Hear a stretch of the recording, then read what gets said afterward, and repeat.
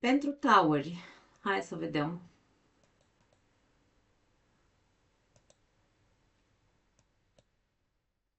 Da, acum nu avem.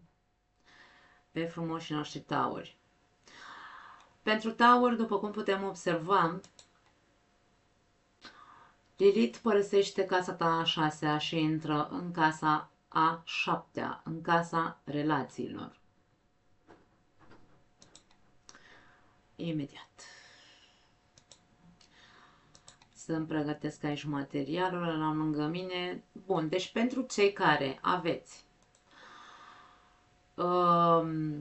ascendent în taur, soarele în taur, dacă nu vă cunoașteți harta natală sau ascendentul, sau dacă vă cunoașteți harta natală, gradul 2 în scorpion vă cade în general în casa 7. Dacă nu scade în casa 7, caută exact unde e gradul 2 în scorpion pe harta ta. Pentru că e posibil să nu ți se potrivească la taur, despre asta vorbim, da? Taurul vine după o perioadă de 9 luni de zile în care Lilith a stat în casa lui a șasea, în care probabil că a trebuit să facă o muncă de schimbare în ceea ce privește obsesia pe detalii, modul în care se relaționa cu colegii de muncă sau la job acolo, da, pentru că în viața de zi cu zi, pentru că casa rutinei. Cumva s-au cerut multe schimbări pe rutină la tauri, da. Renunțarea la anumite obiceiuri, poate nesănătoase sau obiceiuri care afectau sănătatea. Iar acum Lilith intră în casa a șaptea, casa relațiilor și a parteneriatelor de tot felul, da? Aici Lilith va scoate în evidență ce tip de relație ai. Ce tip de partener te atrage dacă nu ai o relație. Atenție, aici poate fi vizibil, puteți fi foarte tentați, unii dintre tauri singuri, sau, mă rog, atrași nebunește de persoane magnetice, intense, manipulatoare. Se evidențiază foarte mult acest aspect. Dacă nu vă plac atât de mult acest gen de persoane, atenție, pentru că puteți să intrați în relații cu persoane toxice sau să intrați într-un fel sau altul, într-o obsesie față de cineva. Poate fi și asta, da? Pentru că aici e foarte multă intensitate cu scorpionul în casa șaptea. Casa 7 are de văzut cu oglindirea în primul și în primul rând, așa că pentru unii dintre voi în această perioadă de 9 luni, dacă relația pe care o aveți nu este bazată pe iubire, respect și reciprocitate, există posibilitatea ca relația să fie pusă la încercare într-un mod destul de apăsat, aș spune, ca să nu zic altfel. Partenerul pe care îl ai sau persoanele cu care tu ai o relație apropiată îți vor oglindi multe fațete de ale tale, de care probabil nu ești conștient. Poți să te simți constrâns de partenerul de viață, să devină mai gelos, mai posesiv cu tine, să simți că ești manipulat sau că vrea să te manipuleze. Însă toate aceste lucruri nu sunt decât o oglindă. Aceste manifestări ale persoanelor din jurul tău cu care tu ai relații apropiate, fie ei parteneri, prieteni, după cum ai zis, colaboratori, familie în general, da?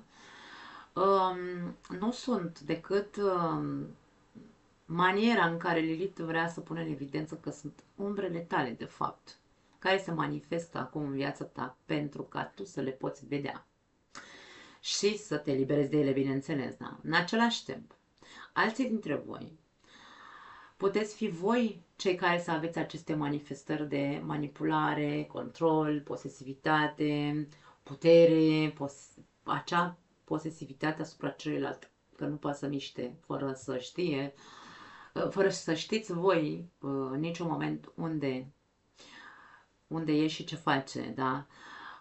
Voi oricum sunteți un semn posesiv, taurii, da? Aici cu această energie fixă și pe o parte și pe alta, va fi o perioadă complicată dacă n-ați făcut o muncă personală cu voi înșivă, da? Așadar, dacă aveți un partener toxic, pentru că și asta poate fi, deci nu e că sunteți voi toxici, ci sunteți în relație cu cineva toxic, relația are toate șansele să devină și mai toxică în această perioadă și mai tensionată, Inclusiv putem să vorbim despre violență, atenție, nu? Violență fizică, verbală, psihologică, de tot felul, da? Atenție mare. Am spus mai devreme că energia lui Lilith se poate manifesta atât ca eliberare cât și ca distrugere sau autodistrugere. Unii dintre noi ne distrugem relația doar pentru că nu vedem cât suntem de toxici. Și asta este ceea ce se va scoate în evidență. Mai departe, pentru alții dintre voi sunteți puși la încercare sau veți fi puși la încercare în această perioadă. Voi sau partenerul de viață, pentru că aici vorbim despre tu și celălalt, da? Este axa relațiilor. Veți fi puși la încercare printr-o ispită de care probabil vă va fi greu să rezistați, căreia vă va fi greu să-i rezistați, ori voi, ori partenerul. Așadar, dacă aveți o relație solidă, care nu e toxică, mă refer, da? Însă, această relație, nu știu, nu există probleme, dar, uite, s-a instalat rutina, pentru că aici vorbim despre...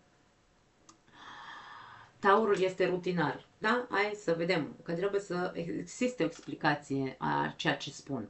Atâta timp cât pornim de la arhetipul Taurului și știm foarte bine că Taurului îi place zona de confort, îi place, nu știu, lucrurile cunoscute, nu-i plac schimbările și așa mai departe. Ai o relație de mulți ani de zile, ai o relație solidă, nu știu. Însă nu conștientizăm că trăim așa într-o rutină care ne omoară de fapt relația, da? Apare cineva și te incită ori pe tine, ori pe celălalt. E un avertisment, da? Mare grijă să nu cădeți în tentație, dacă nu vreți să vă pierdeți relația, bineînțeles. Încercați să faceți lucrurile la timp ca să nu se ajungă acolo. Ieșiți deja din acea rutină sau plictiseală sau... Mai are un păcat Taurul. Taurul cade în lene.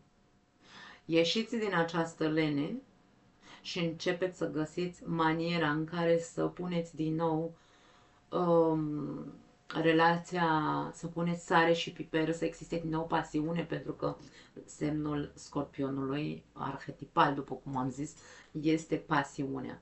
Dacă asta vă lipsește, încercați să vă reparați la timp această lipsă a pasiunii, pentru că sunteți puși la probă sau veți fi puși la probă și tentația este atât de mare pentru că persoana poate fi foarte magnetică și atracția fizică va fi rezistibilă. Nu vă va fi ușor, așa Taur cum sunteți voi, nu vă va fi ușor să rezistați sau cel puțin partenerul de viață nu va putea rezista.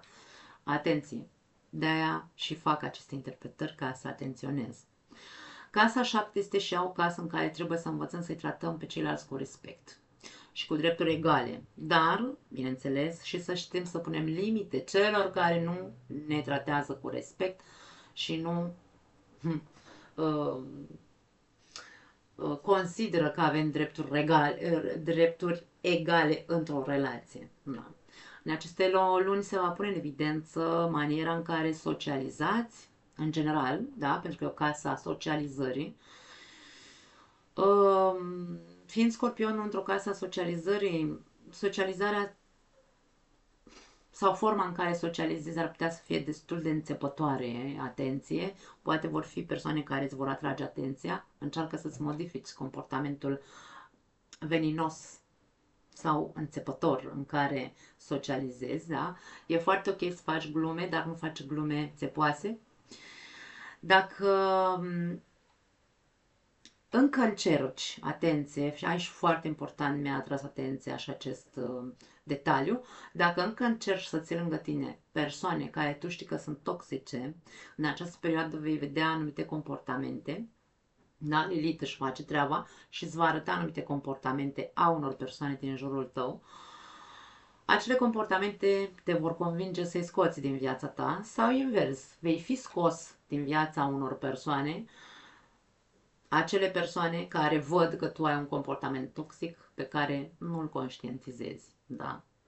Cam asta este ceea ce văd pentru voi sau ceea ce simt că ar putea să se întâmple pentru voi. Nu mai am altceva, dragii mei, vă pup și ne vedem în curând.